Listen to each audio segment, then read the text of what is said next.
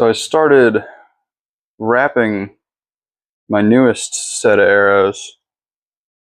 Went online the other day. Found a buddy of mine turned me on to Extreme Outfitters. Seemed like a pretty solid organization. They sell arrows by the arrow, so you could just buy one arrow, two arrows, whatever you need, right? As opposed to having to buy the whole 6-pack. Anyway, sidetracked.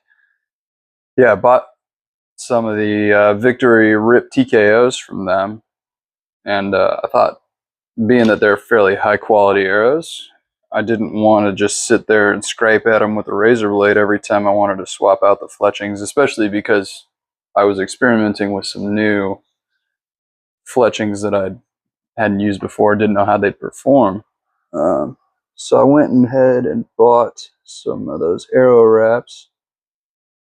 I guess I'm not totally sold on it because I kind of am adverse to throwing more weight on the tail end of my arrow because I want all the weight up front, but I don't really know. I mean, there's the obvious benefit of having the thing not being damaged every time, or just having to avoid scraping it or jamming it up every time you replace a fletching on there. So ease of changing out the fletchings, but what are the other benefits to an arrow wrap? Does it provide any extra sort of stability, putting more weight on the back of the arrow as opposed to keeping all the weight up front?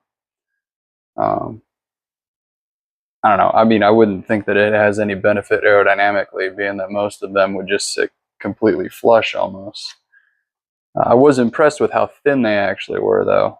That was a pleasant surprise because I was envisioning kind of a standard sticker quality material, but they were kind of a thin, almost aluminum. I think one of them was the aluminum material, which I kind of enjoyed. But yeah, I don't know. I mean, what is the vibe check on the arrow wrap?